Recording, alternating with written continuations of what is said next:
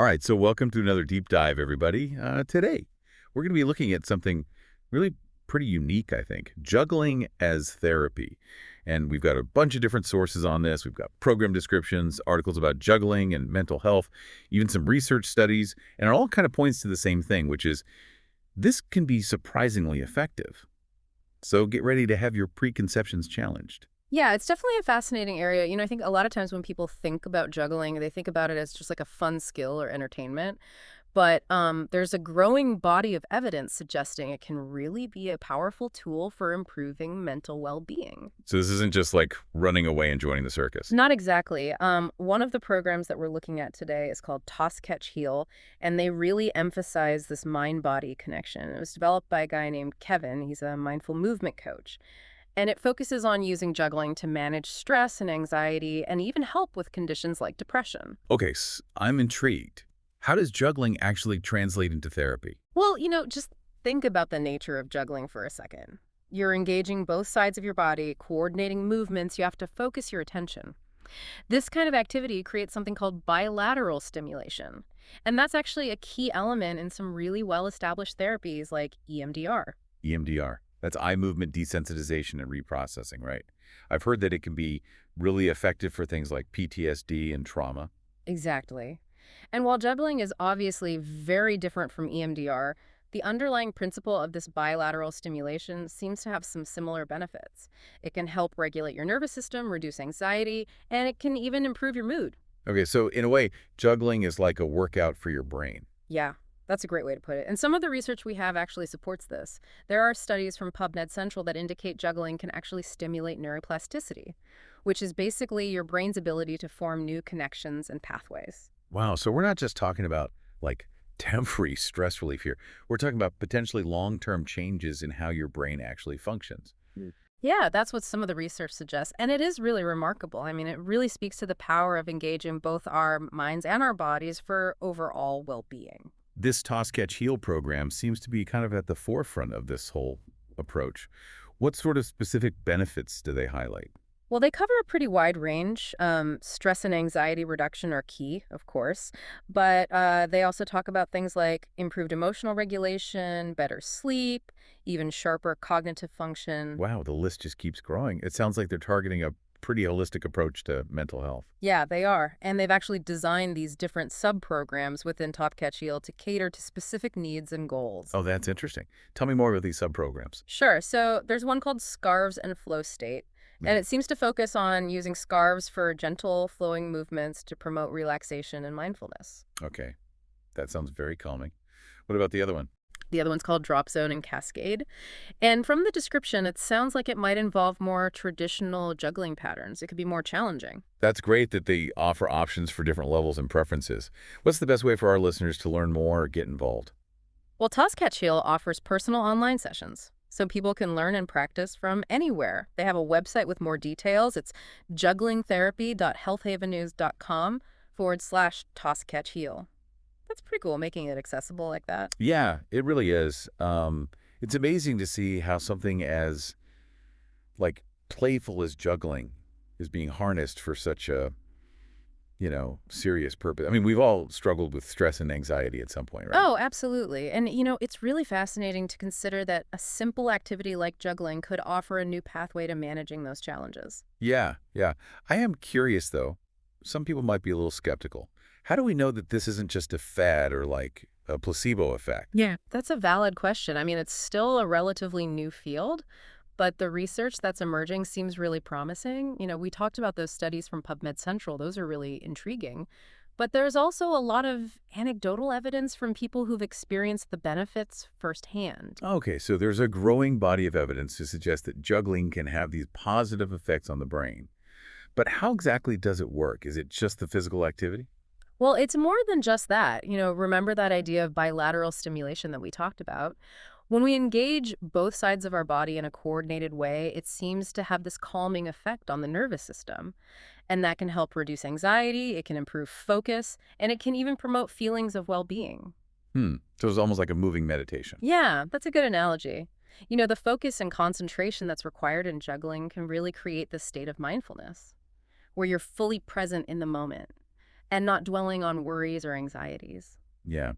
And I imagine there's also a sense of accomplishment, like as you master new skills and patterns. Yeah. Absolutely. Juggling can be quite challenging. And as you progress, you're building confidence, you're building this sense of self-efficacy. And those are really valuable skills that can translate to other areas of life. That's like building resilience, Right. not just in juggling, but like in life as a whole. Exactly. And it's important to remember that juggling isn't just about throwing and catching objects. It's about problem solving, adapting to challenges, and persevering even when you literally drop the ball. Uh-huh. That's a great metaphor. And speaking of dropping the ball, I imagine there are some limitations to juggling therapy. Of course. I mean, it's not a cure-all, right? And it's certainly not a replacement for traditional therapies or medical treatment when needed. It's more about adding another tool to your mental health toolkit. Right, right. So it's like anything else. It's not about making grand claims, but about finding what works for you and incorporating it into, like a balanced approach to well-being. Exactly. And while Tosca Shield seems to be doing some great work in this area, it's worth noting that they're not the only ones exploring the therapeutic potential of juggling. Oh, really? Are there other programs or approaches out there? Yeah, there are. There are therapists who incorporate juggling into their practice. And then there are also like community groups and workshops that use juggling as a tool for social connection and emotional well-being. That's fantastic. It sounds like a really versatile and adaptable approach. It is, and it really speaks to the idea that we can find healing and growth in some pretty unexpected places. Sometimes it's about looking beyond the traditional approaches and being open to new possibilities. Yeah. Speaking of new possibilities, you mentioned earlier that Toss Catch Heal has these sub-programs, Scarves and Flow State and Drop Zone and Cascade. Do you think those cater to different needs or goals within this therapeutic juggling framework? I think so. The Scarves and Flow State program, with its emphasis on gentle movements and flow, sounds like it could be particularly helpful for people who are seeking, like relaxation, stress reduction, and a deeper connection to their body. Okay, yeah. It makes me think of Tai Chi or Qigong, those mindful movement practices that promote calmness and balance. Exactly. And then you have the Drop Zone and Cascade, which, based on the name, seems to involve more traditional juggling techniques. This could be a good fit for those who enjoy a bit more of a challenge and who want to build their focus and coordination skills. It's fascinating how they've taken this one activity, juggling, and created these different avenues for exploring its therapeutic potential. And remember, listeners, you can book personal online sessions through Toscat Shield's website, jugglingtherapy.healthhavenews.com/Toscat Shield. It really is innovative, and it makes you wonder, if juggling can have such a positive impact, what other everyday activities might we be overlooking as potential tools for well-being? That's a great question. It really opens up a whole new world of possibilities, doesn't it? It really does. It's like, we've been conditioned to think of therapy as something like really serious and clinical. But maybe there's room for more playful and, creative approaches too. Yeah, I think so. Yeah, we tend to compartmentalize things, work, play, therapy. But maybe those lines are a little bit more blurry than we realize. Right, like maybe those things we do just for fun or relaxation could actually be contributing to our mental health in ways we don't even really fully understand.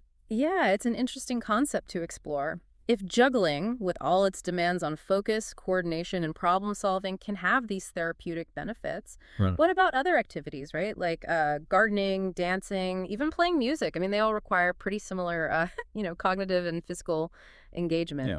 It's like we have this whole untapped potential for healing and growth right there at our fingertips. Exactly. And it goes back to that mind-body connection that we were talking about earlier. Engaging in activities that we enjoy, that challenge us in a positive way, it can have this real ripple effect on our overall well-being. So maybe it's not about like searching for some magic cure or anything, but about finding those activities that really resonate with us personally Yeah.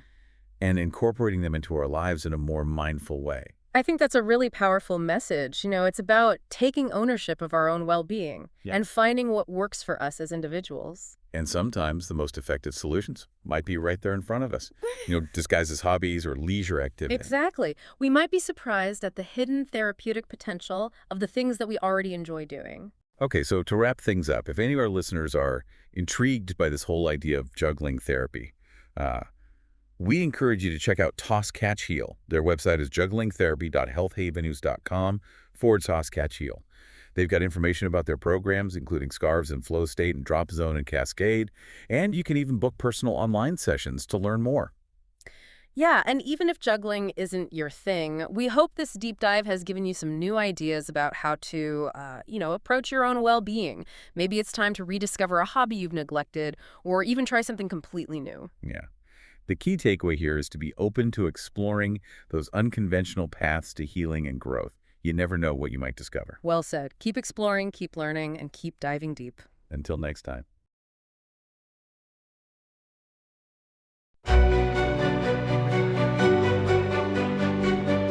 Hey there, I just wanted to put in a plug for Kevin and his juggling instructions via video. I started at nothing, and he reached out and was actually very kind to me and just offered the opportunity to kind of grow and learn. I don't think either one of us had any idea how it was going to work, and it's still very much a work in progress, but his step-by-steps have been great. He's helped me be able to break down where things are going wrong, where I'm falling off the rails, and just show me how to improve. So he's also been very encouraging through the process, and I'm just very grateful for the connection. I just highly recommend anybody else to try his services.